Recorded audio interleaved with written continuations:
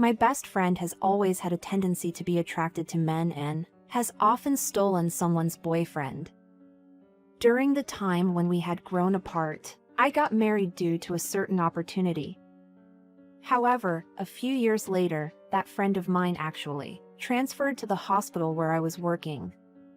She deliberately stole my husband, who was already married, but she had her reasons. Unaware of anything, my friend continued to descend rapidly down the path to hell. My name is Sophia, and I am 38 years old. My husband, Robert, is 2 years younger at 36. Unfortunately, we were unable to conceive a child. Despite not having children, I believe that our life as a couple is not bad. I work as a surgeon at a general hospital. Interestingly, my father-in-law happens to be the owner and director of this hospital. Since my husband is the son of the director, one might assume that he is the heir to the hospital, but there is a significant misunderstanding in that regard. The reasons behind this will become clear later on. My friend Ava also works as a nurse at this hospital. She recently joined this hospital, but we actually met back in high school.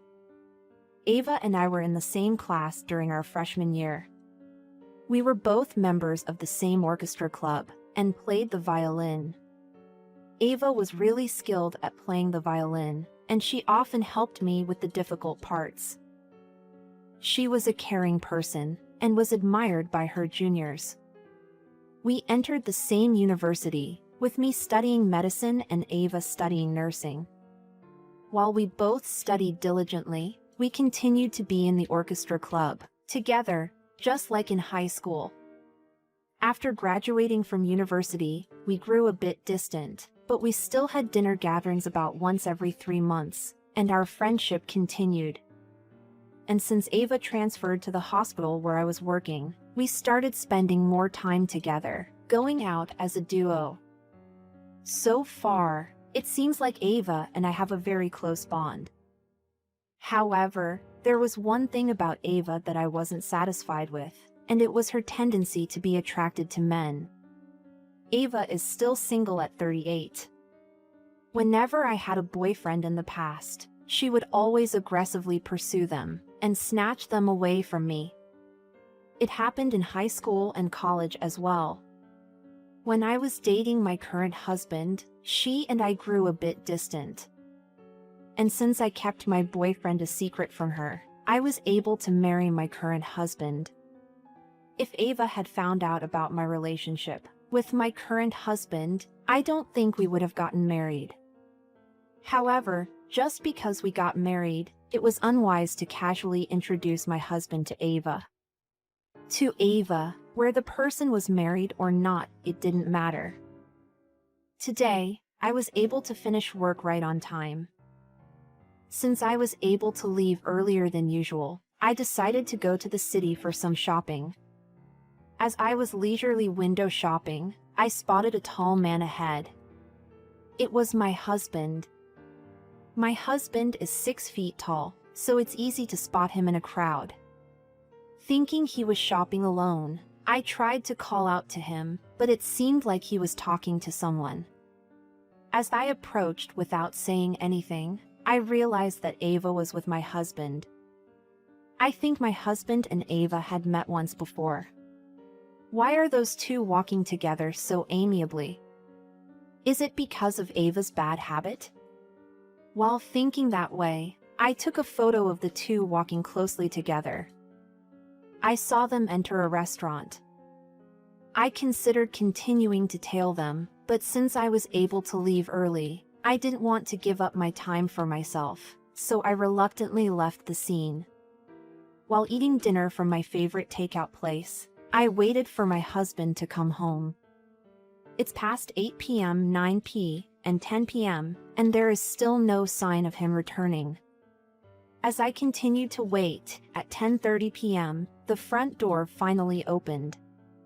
Without welcoming my husband back with kindness, I stood in the living room, waiting for him to enter.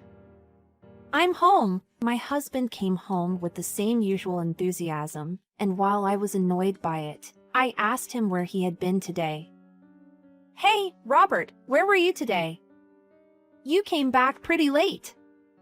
"Oh, I'm sorry for coming home late. My friend, didn't let me leave easily, haha." My husband told a blatant lie. "If you tell me the truth right now, I'll at least listen to what you have to say. That friend is Ava, right?" My husband was surprised to hear the name Ava. "Why?" If he says it like that, he is almost admitting it. So, I showed him a few photos I took with my phone. "Aren't these you and Ava? Today, I finished work early and went out to the city. Then, I happened to see the two of you, walking together so closely like this. This must be somebody else." I don't think there are many men over 6 feet, wearing the same clothes as his. If you confess honestly and break it off immediately, I'll pretend this didn't happen. But if you don't, I'll contact your parents right away. "Oh, I really don't want you to do that." "Then, do you admit to having an affair?" "Yes."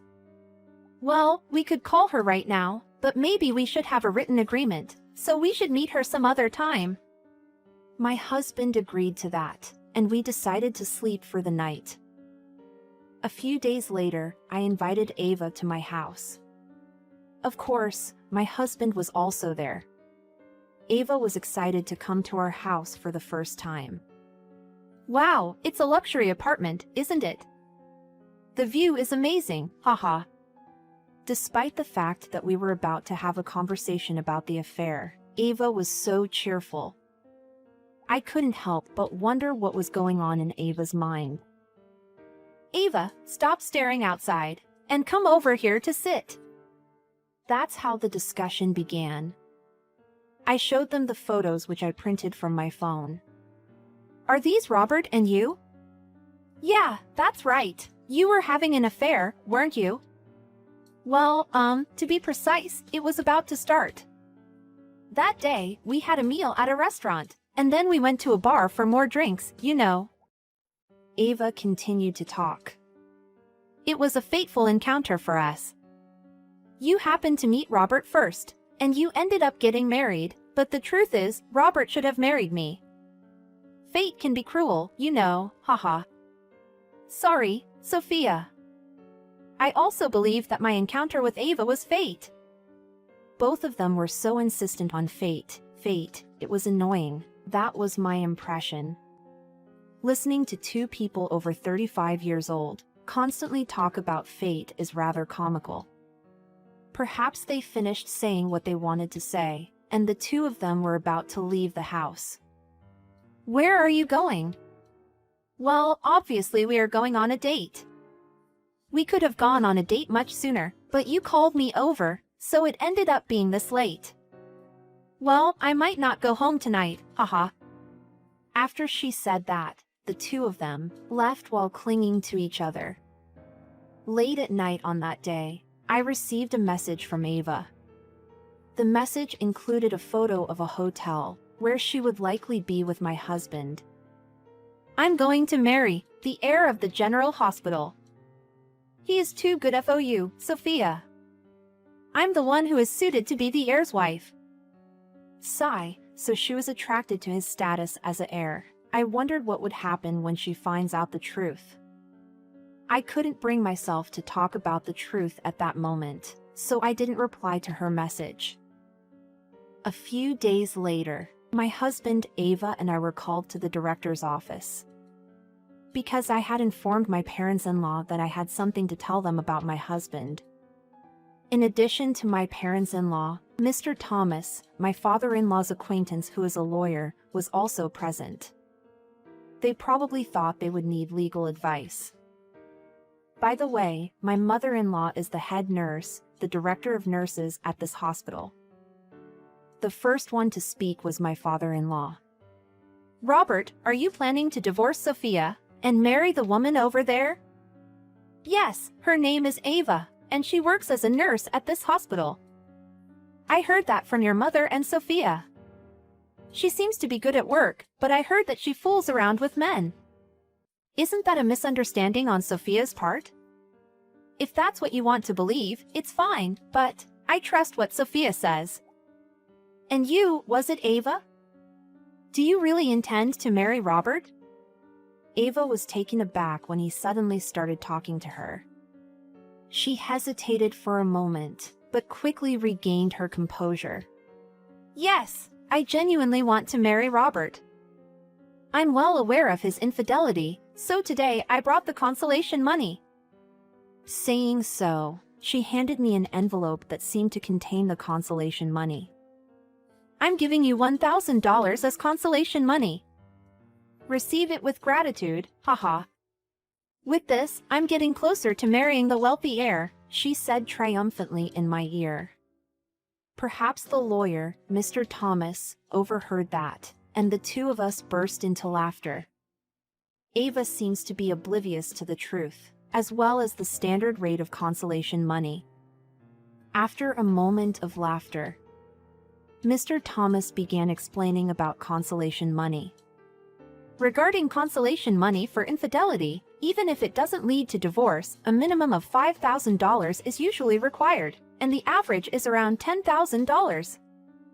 In cases like this, where divorce is involved, consolation money for infidelity generally ranges from around $20,000 to $30,000 per person. Therefore, from the husband who cheated and his affair partner, we will demand a total of approximately $40,000 to $60,000. In this case, based on discussions with Sophia, we are considering requesting $50,000 from both parties together. Hence, the remaining $49,000 will be formally claimed. Huh? Is consolation money really that big? You must be joking. Now it's my turn to speak. You really have no common sense. Do you think that the emotional wounds I suffered from your infidelity can be healed with just $1,000? Infidelity is such a high-risk affair, you know.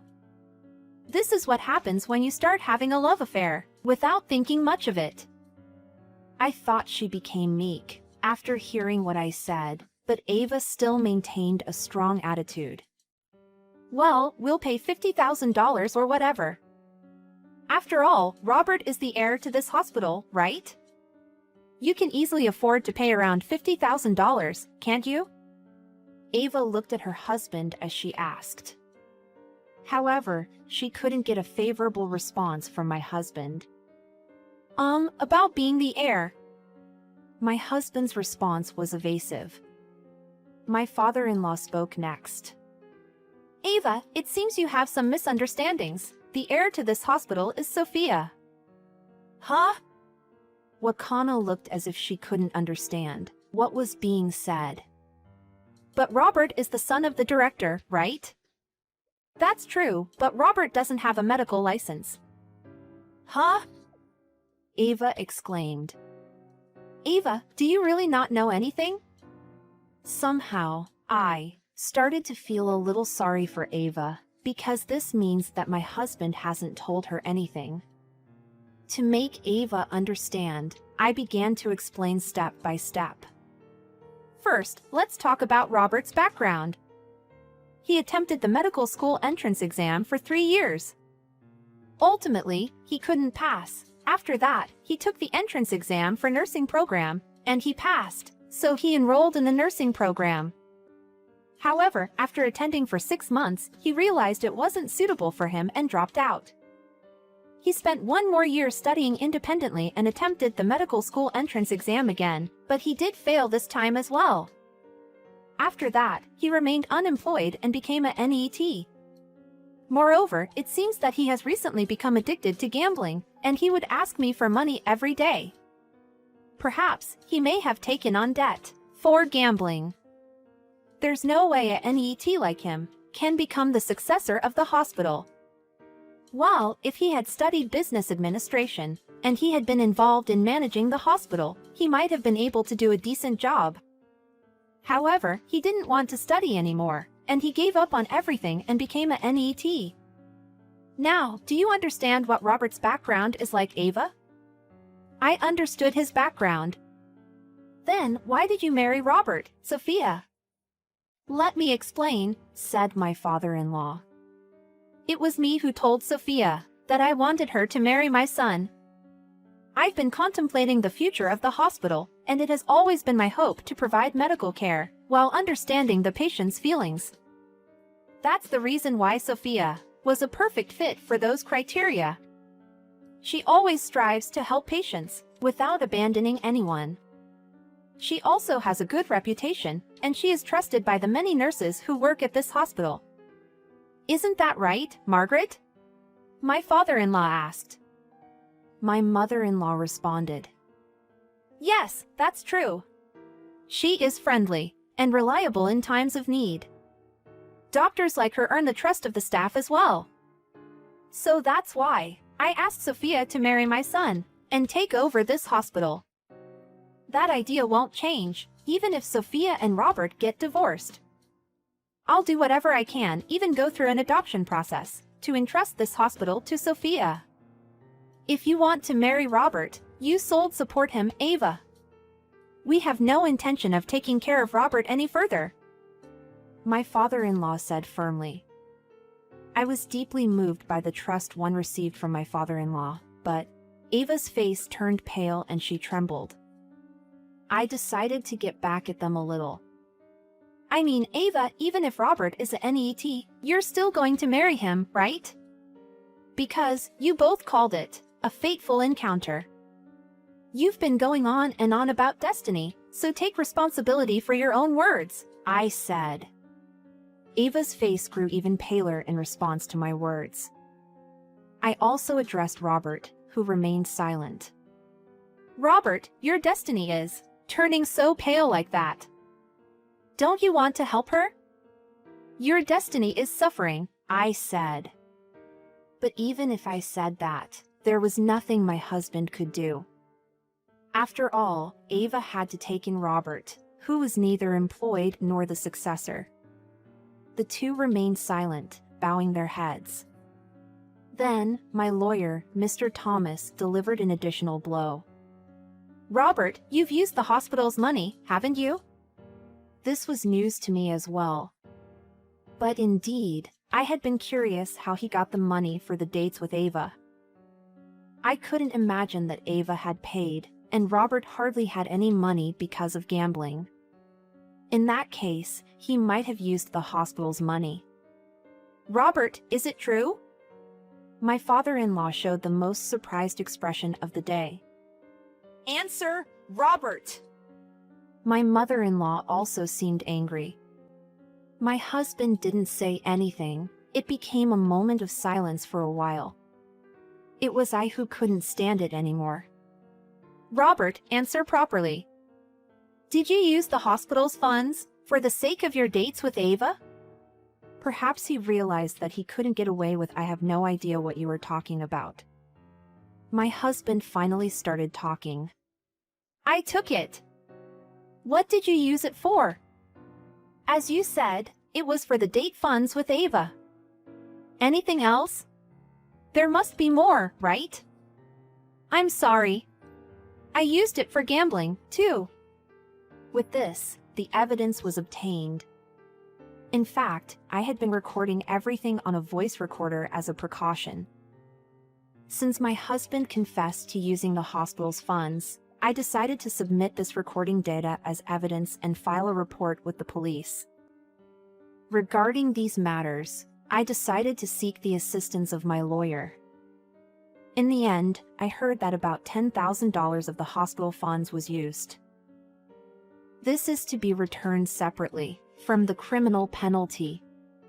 Furthermore, due to the debts accumulated from gambling, my husband is now burdened with a total debt of $45,000, which includes $25,000 in consolation money for me, $10,000 of misused money, and $10,000 of gambling debt. Additionally, Ava has also incurred a debt of $25,000. If these two were to actually get married, it appears they would have to repay a total debt of $70,000. A written agreement for the money claim has been prepared. Even if they try to escape from us, who are the victims, it is already too late. Then, I had my husband sign the divorce papers on the spot. We are going to the municipal office to have it officially accepted and proceed with the divorce later. Of course, my husband will have to move out of our luxury condominium. Will he try to crash at Ava's house or something? Ava is greatly shocked by the fact that she has incurred debts. I have a feeling that she will quickly abandon my husband. Then, my mother-in-law delivers another blow to Ava. No matter how skilled you are, the mind of trying to steal someone else's belongings disqualifies you from being a nurse. You will be dismissed, effective immediately. The losses Ava has suffered in just one day are immeasurable. The aftermath of the story. In the end, my ex-husband and Ava did not get married. Even for the two who talked about destiny like that, it seems that a destiny is out of the picture when money is involved. My husband was arrested first. After that, even though he paid for his crime, his criminal record and being at NET made it difficult for him to find a job. In an attempt to alleviate the anxiety of unemployment, he spent his days gambling. Instead of decreasing, his debt continued to grow. Ava moved to a different region where nobody knows her, started working as a nurse, and she is diligently paying off her debts. On the other hand, I officially completed adoption with my in-laws. With this, I am able to inherit the hospital in the future.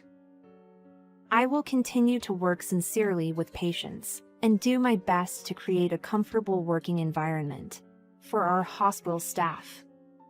For now, I have decided to prioritize work, and I think it's okay to put thoughts of romance and marriage aside for a while.